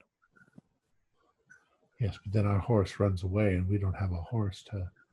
We're close to the destination and we don't need a cart. What if we ambush them? But we got to keep them from screaming. That might not be very easy. Oh, I learned how to be quite stealthy back in my days in the deep south, and I got my hunting knife with me, so I could probably silence one before they even knew I was upon them. Albert, how good are you with a knife? Quite good. I've got my uncle's right here. I don't have a knife, and Harwood, you're gigantic. I'm not quiet, but I'm great with a knife or a hammer or my fists. I've got a fairly decent stealth. If I could... You could sneak and carry Albert and use him as a weapon. I'm joking. No, I'm just thinking if I could get into a position to where I could trip them as they're walking, and then the guys cut their throats, or so that they can't yell and scream. How are we going to cut their throats if they're tripped? It's going to be very awkward. Like midair, we're supposed to cut their throat. Well, see if you can circle back around behind them. We can take them prisoner and use them as bait in case other guards, other real army come after us. They're all destined to shoot us anyway, so that's we can't get to that point. If we've got a whole regiment of people, we're doomed. There's not even any point in fighting. But if you guys can sneak around behind them, maybe I'll step out. I'll let them see me. I'll confront them and you come up behind them and cut their throats. Well, that's what I was saying. If we can get to the side of the outcropping where they'll be coming in and have somebody stay in camp, they'll have their focus on the person in the camp as they're coming around. But I think we're talking too much. I think we don't have much time to think this through. Gentlemen, there's an easier solution. These are militia. You don't appear to be soldiers. Let's just pay them off. And plenty of cash. He has a point there. These men aren't looking for a fight. You don't know how loyal they are, though. Money breaks most loyalties. All right. I have a simpler solution that combines these plans. I'll offer them money. I'll give you my knife. And at worst, you circle around and take them out as I attempt to bribe them. If they refuse, you cut their throats. If they accept, We don't have much time to talk about this, Albert, but you do realize they can just kill you and take your money. I mean, we're dead regardless. They are approaching very close now as you are debating. I believe the time for slapping a horse's ass is off the table at this point. I'm gonna get by the outcropping. Okay. I'll sneak in position and be ready to cut his throat as best I can. Okay. And I'm going to be the distraction. Okay. So as I see them approaching, I'm going to, if I see Jeremiah and Albert getting sort of into position, I'm going to stand up and I'm going to step out and I'm going to say, "Gentlemen, don't shoot." Well, that happens, and they level their muskets at you and say, "Halt, halt!" And one drops down to his knees, and the other steps back and scans the area around you. "I'm sorry, I didn't mean to startle you. We're just out here hunting." Friend or foe? Depends on who you are. It's hard to see in the dark here. Are you a member of the, I don't know what they would call it at this point, the United States of America? Mm. The Probably not that. revolutionaries. The revolutionaries, probably. Are you redcoats? They laugh. Do our coats look red to you? Like I say, I'm a little colorblind in the dark here. If you're not redcoats, then we're fine. Who? Harwood? No. Albert, make a listen roll, please.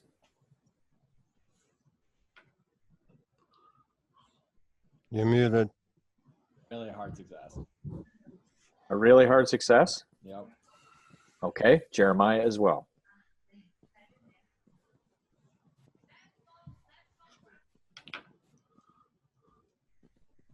A extreme success. You both, Harwood, you are focused on what's going on, moving into whatever position you're moving into. The other two, you both turn around because you hear the most deep, snarling growl from the darkness opposite to where these fellows are standing, like the other side of your encampment area. You hear this. It is a horrible noise. It's something like a bear and a cat noise all at once combined.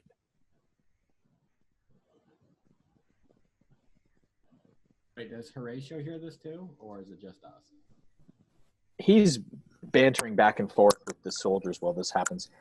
It's not right beside you. It's behind you, but it's definitely deep and rumbling and growling and snarling all at once.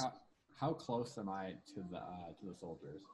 Like when I'm hearing this, when I hear it. You're a good 30 feet away.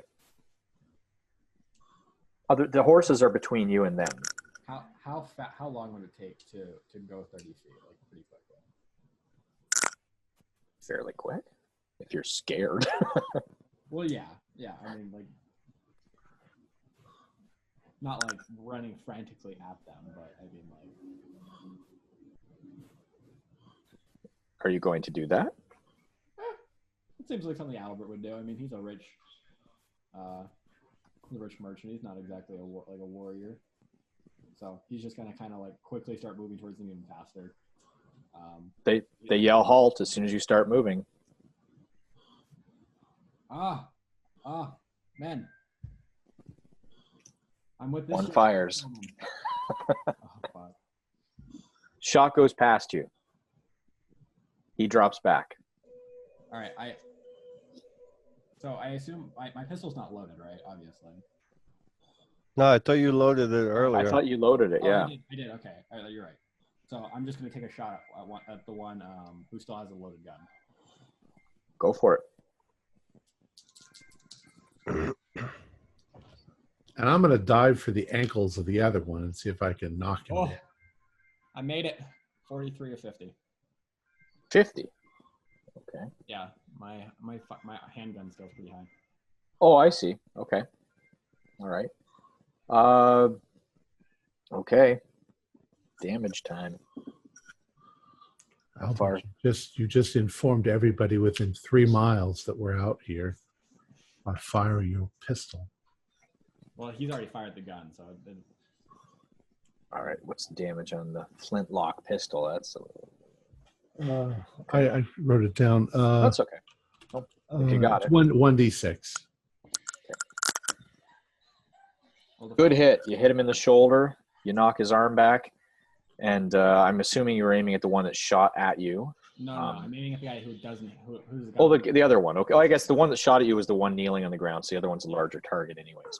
All right, you hit the other one in the shoulder. So his rifle musket goes out of his hands on the ground. The other fellow's dropping back, trying to load frantically, so he can't. He's trying to reload right now. You're all focused now, Jeremiah. While all this is happening, and young Albert's running and shooting and screaming and yelling, and Harwood's standing off to the side in the shadows a bit, and Horatio's chatting away. What are you doing? I'm going to make a run for the fellow that is trying to reload.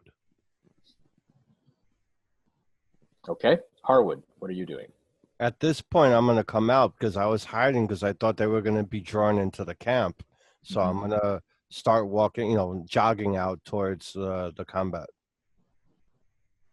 Okay. To your direction, you see running towards you a 7-foot tall thing. It's like a man in a suit. It doesn't look, your brain can't comprehend what you're seeing because you have seen bears, you have seen cats, you have seen wildcats and lynx and bobcats. This is standing on hind legs, a man-shaped creature that looks like a combination of those creatures, those animals. And it is stalking behind Jeremiah, and now it's looking towards you. Sanity check, I would assume. Sanity check, please. All right. 94. You don't normally see these crazy monsters? God. What's wrong with you? Living in the city or something? All right. Yeah, that's not a great roll, is it? Nope. All right. Well, you definitely lose sanity on that. How much? 4. 4? Okay. Yeah.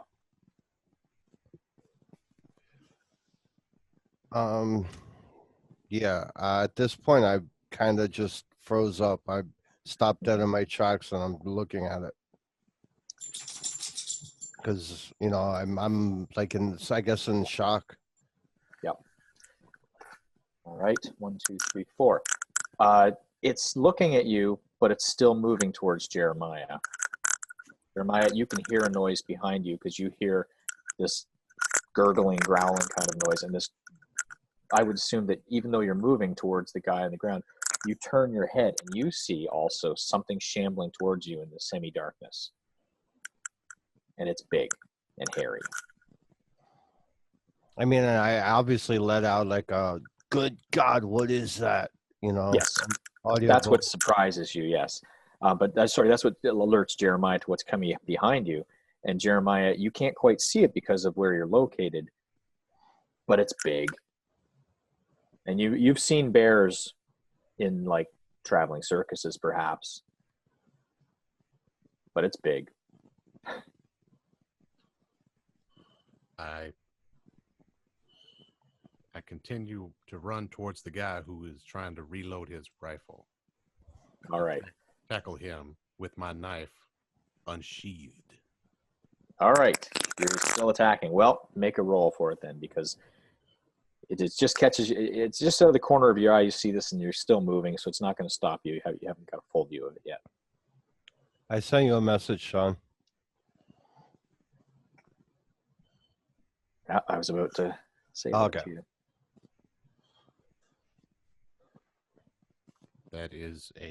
That was a for the for the fighting, that's a brawl. Is that correct? Or Yes, the, that's for right. the knife, that's the brawl. Okay, that's Fighting a brawl. 25. You muted yourself. That was a success. 25. Okay. Roll you're brawling him for, so it's a brawl attack with a knife. Are you rolling the brawl first, or you're rolling a knife attack? I'm sorry, I was missing. It was that knife attack. Okay, you're just using brawl for the attack. Okay. Mhm.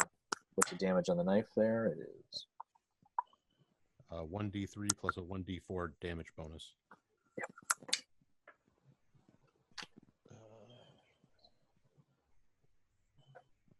okay.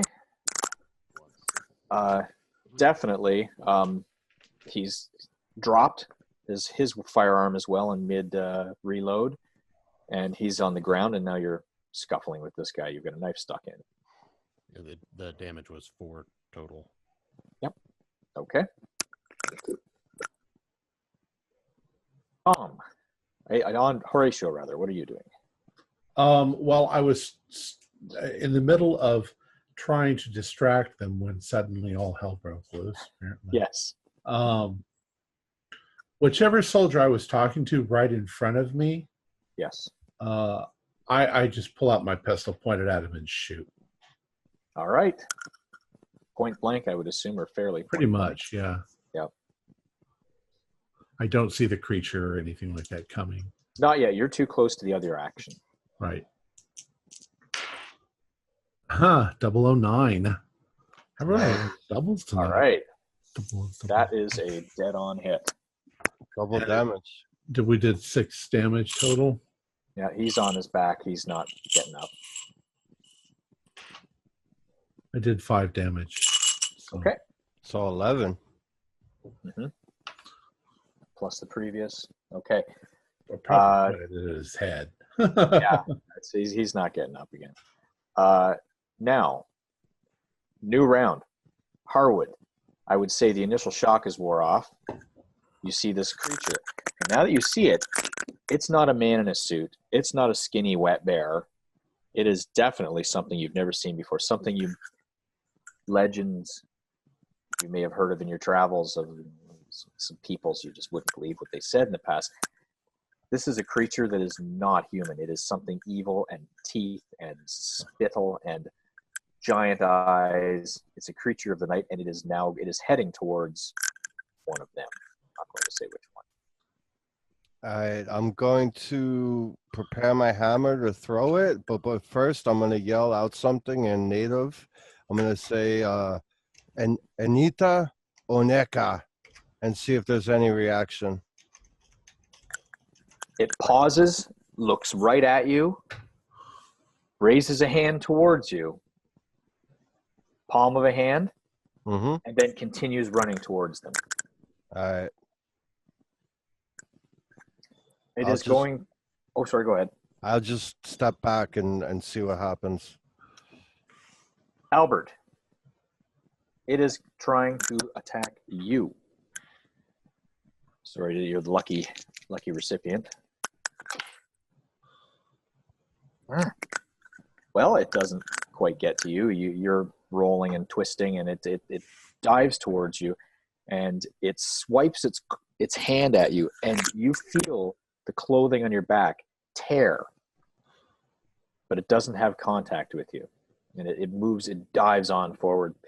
It actually steps on one of the soldiers that are on the ground, not moving. It steps on one and dives past it, turns around. Now, Tom, you can see it. Sorry, Horatio. You see this giant creature. It's like a big bear-like creature, but it's too thin to be a bear. It's like in between a bear and a man and a cat. It's the best you can describe it. I just did a sanity roll and I failed miserably. I got 93. Oh, well, that's not a good roll either. All right. So I would assume you are either fleeing briefly or stricken. Well, how much damage? How much sanity damage? Yes, I'm going to do that now. 2. Oddly enough, 2. But yeah, I honestly at this point, I don't know these people. I'm just going to run for I'm going to I owe run nothing north. to any of you. I'm running. All right. You're running. Jeremiah. Sorry, I lost track. I said, what are you going to do? And then I kind of vanished. That's where we lost it, yeah. I am going to, well, first, I turn around and I see Mr. Horatio has decided to turn tail and run. Yes, So you have. I Or he has. believe that I too will follow suit and run. In the same direction he is going? In the same direction he's going, yes. Okay, excellent. Albert, you've had an attack made at you, and it wasn't successful. Just briefly, what is your plan now? You have one totally incapacitated soldier, one that has been wounded severely, but is not dead, and something brushed past you rather large and furry. Well, my clothing got ripped, so at this point, I know it's not just furry and large. Like, something definitely came after me. So I'm just gonna kind of like scream and just book it. Like whatever. You're gonna book it too, okay? Yeah. So whatever direction I was already facing is the direction I'm just going. All right, so you're going the opposite direction of the others. All right. And Which Harwood, is back to the snow farm. yeah, right back to the snow farm. I mean, like I can't really like see where they're going, right? Like I can't Right. see. It's panic, and nobody can see where anyone. I mean, Jeremiah was able to see Horatio taking off, so he just fled that way. Yeah, so I'm just gonna flee that direction that I'm going, and then I'll figure out what to do next later. All right, Harwood. Before I proceed with the villains' work, what are you doing? Do I still have eyes on the creature? Oh yes, you do. All right, I'm gonna run at it with the hammer. Oh, 0. Oh, that's not a good roll. All right. Knock the hammer back there. Let's say you were in all the confusion, you were running and the hammer got hooked on like the bridle of the horse as the horses are panicking, and it got hooked and you got pulled right off your feet because you won't let go of that hammer, and you went flying in the air and landed on your back, on your butt, on the floor beneath a angry, frightened horse. Oh God. All right. It is now the creature's turn. The soldiers aren't doing anything. They're moaning and one's trying to get away. Albert, did you pull your knife out of? I would assume you pull your knife out of the person you stabbed. Yeah. I pulled out my knife. All right, the creature is actually now heading towards Albert, because you, in moving the direction you were facing, you moved in the direction of the creature, not knowingly, and it did take a swipe at you again. Same roll. Didn't quite. It hit the top of your hat, knocked your hat off, and maybe scraped the top of your head with no real damage. But it did take a swipe at you again, and now it's turning to face you. And yeah, you're right in close proximity to it right now. So wait. So it's like right in front of me? Yeah. Well, you ran in one direction and essentially ran right past it. And as you were running past it, swiped at your head and missed your head, but took your hat off and scraped your head with no actual damage. Okay. Have I seen it, or does it just keep swiping me and I'm like, Oh, you see it now. That's true. Make a sanity roll. Good call.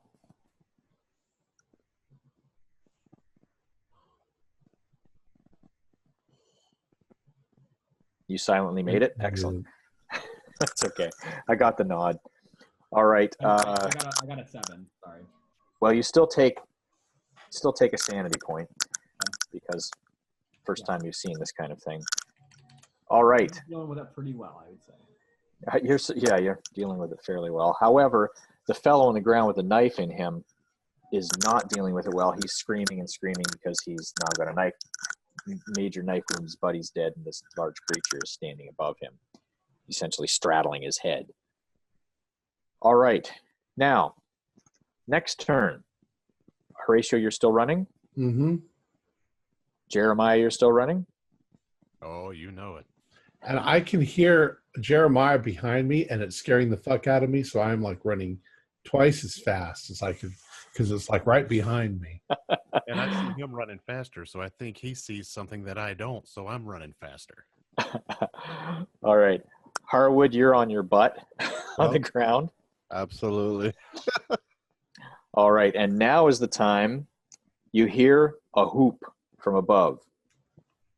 From partway up a tree, Daniel Green comes flying down towards the creature.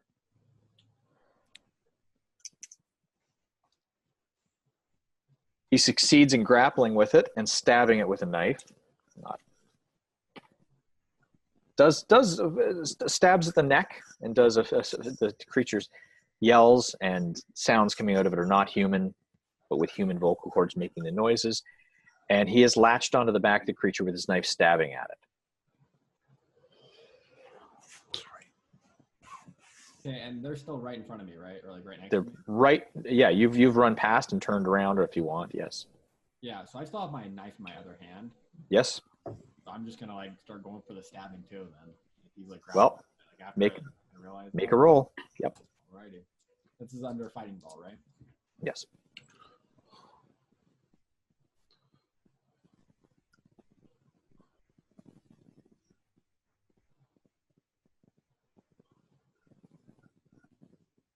You're muted. I failed that. All right, you just kind of slip and trip in the muck and stuff, and you don't quite make it. Okay, go ahead and make Harwood. You're up now. You can make an attack, as you said. 13 out of 70. It's an extreme. All right, that is, you absolutely contact. You make contact. Is that as you just? Yeah, so that would be 1d6 plus 2 plus damage bonus. Yep, that's right. 4 plus 2, 6 plus 1d4, so 6 plus 2, 8, and then I don't know if that's double for extreme or not. That's a square on hit. Is it just a weapon? I don't think damage bonus doubles. I think it's just a weapon. Yeah, it's just the weapon. So it'll be 12, 14. Wow. Okay. So you guys don't see any of this. You guys, Horatio and Jeremiah, are you still running? You hear a lot of yelling and okay. I look over at him. He looks over at me. All the way to Canada, even though you're heading to New York City. Oh, Canada. You're going to write that before it even gets written. All right. So now the creature is howling. He's got somebody attacking. This creature sucks. And all right. Creature has now taken a little more damage. The creature doesn't look so great right now, but you notice Daniel's sort of hanging on by one hand. He's no longer fully grappling. Albert, he's sort of, you'd almost say dangling. He's not doing so well. So you can have another go if you want, or something else. By that I mean run. It's up to you. So I look at the creature after he hits it with the hammer, and I can like visibly see that it's not in very good shape, right? Owls. I didn't. It's howling because of the wound that it's taken to date. You're not. It's too much convoluted action happening right now. You just know the creature's still up and moving. Daniel's hanging by one hand, and the creature is just hanging in there. Okay. I mean, I'm still like pretty pissed, so I'm just gonna go for another swipe. Sure, go for it. Once I just drop my dice. All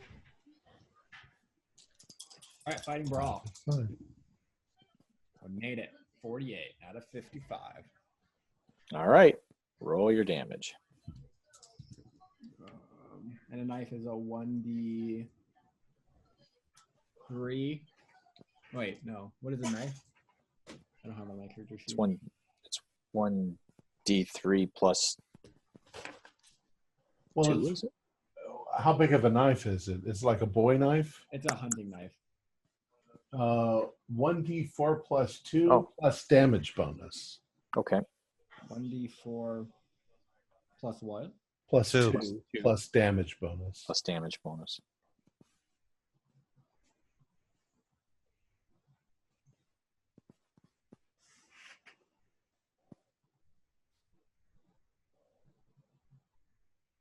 You're muted. Or you're just... Be muted. Can you hear me? I should be. Yep. Okay, I roll a 4. Okay. So it's 6. Plus 2 is 6. Yep. Okay. All right, the creature howls in pain. And you can see that there's another bit of action happening on top of him. Oh, that is definitely... Another slash to the throat by Daniel, and the creature is on its knees. But Daniel has fallen off the back of the creature now. Harwood. All right. 17. It's hard. Wow. Okay. So it's D6. 3 plus 2 is 5 plus damage bonus of 4. 9 points. Wow. All right. Okay, you see Harwood take a swing. He's on the other side of the creature right now. Creature's on its knees, howling and bleeding out from its throat. It gets to attack. It's going to try to take a swing at you, but it's actually, it does connect with a swing there. It's not a very strong attack because it's weakened. You take 4 points, Albert.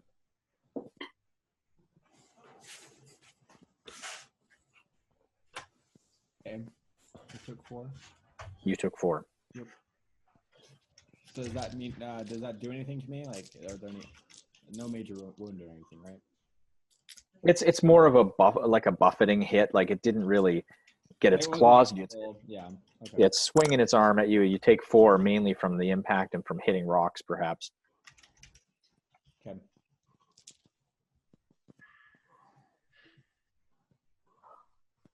Oh.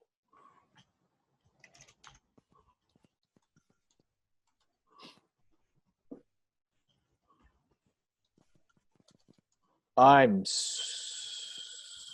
have to send you a private message, Albert.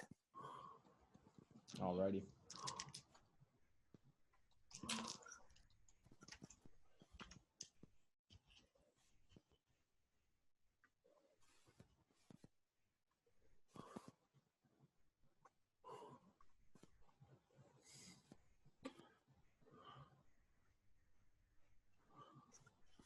Okay. Horatio, Jeremiah, you're still running? Well, we're probably looking over our shoulders and we've slowed down. We can't keep running yet. But if there's nothing chasing after us. No, there's nothing. You can hear a lot of the combat. It seems to be lessening. There's still some howls and growls and yelling, but it seems to be dying down. I don't know whether we should just continue on to the barge and wait for the others. Of course, they could all be dead now, and we've got that, whatever the hell it was, chasing after us. Got one hell of a head start on the whole group of them. How much further is it to the barge? Was it half a day from where we were? That's still a pretty good amount. And they got the cart and the horses. Well, let's do what we can. Let's just keep going. This is all over. We'll get a house together somewhere in Bristol. And we could have some French fries and gravy. Poutine. I would make a joke about that actually being a great thing, or not a terrible thing, but I actually made it for my kids not too long ago. Well, as a sidebar, I know that when we go to Florida next week, that now they serve poutine at Disney World. I heard that. It was on the national news here. Really? I can't wait to try it. It sounds delicious. All right. Okay. So Poutine's Jeremiah Jeremiah and Horatio, so you guys are stopping. You're just going to deviate and head back, or are you going to head towards the direction where you were going for the barge and just walk, or what's your plan? I think we were going to keep going towards the barge, just at a little slower pace. Right. Well, you have to go back the way you came, though, because the roadway actually... Oh. The roadway heads northeast, and you headed east. Okay. Away from the camp.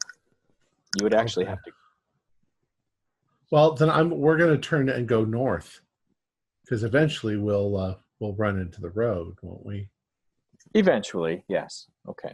So you're just walking with your clothes on your back and your weapons, and you're heading north at night. Okay. Harwood, I will say your plan... So we don't have to role play all of this. I'll just say you don't make it. Oh, all right. No, sorry, not you. Oh. Horatio and Jeremiah, you are walking through the woods that evening. You're getting more and more tired. You hear noises eventually behind you of soldiers in the distance. And you run, you're trying to get away, and you tire because you've hardly slept, and you're tiring, and you're just wearing down. And one of you decides eventually, I'm going to have to stop. You go on. I'll catch up with you. Just keep going north. No, but they never catch up with you. Keep going north, and you keep going. You're slogging as the sun rises in the morning. And then you hear a noise behind you. And I'll say it's you, Horatio. You turn around. You're exhausted and tired, and you look behind you, and you see a large 6-foot-tall man with a bloodied hammer in his hands. And he comes at you, and that's the end of the game. I like you guys, but I love England. America, you mean? America. Oh, shit. You're a traitor. Bump on the head. Wait. So your character was really an American? Well, you were all Americans. We're all per se. Americans. Well, But Harwood was a... Harwood was a double agent. Oh, my. Harwood, you fucker. All right. Sorry, guys. You guys, the creature was defeated. So in a way, you all worked together, and you did actually result in the main weapon of the rebel forces to prevent Loyalists from reaching Canada being destroyed. The creature was an ancient Iroquois man who had harnessed elder powers that his family had passed on from generation to generation, and the main power he had about himself was shape changing and the hunt. So wait, did Jeremiah get away? No. Jeremiah, I rolled a die. He was the one who got tired and had to sit and told you to go ahead and he'd catch up. He was the first to go. Harwood caught him sleeping and took him out. And I was the Albert last. was already, yep. So that's it. Harwood's the only survivor. We broke bread, Harwood. Sorry, guys. He broke you. He broke head. He broke our head. That was Harrow, not me. So, no hard feelings. Our players included Jason Melnichuk, John Byram, Nicholas King, and myself, with Sean Little as the keeper of the secrets. We're currently producing up to 4 shows a week with music and sound effects added in post-production in order to create a richer listener experience. We provide audio-only versions of our shows free for you to download from Podbean or iTunes. If you'd like to become a patron, visit our Patreon account. Just $1 to a month helps us a lot. You can find a link in the description below. Like, share, and subscribe to our channel, and punch that bell icon for updates on our latest shows. And leave us some comments. We enjoy reading them and answering any questions you might have. This is Tom Rayleigh, together with all the members of our gaming club, inviting you to journey with us once again into the darkness for another adventure into the universe of H.P. Lovecraft and the Call of Cthulhu role-playing game. Until next time, good luck, good gaming.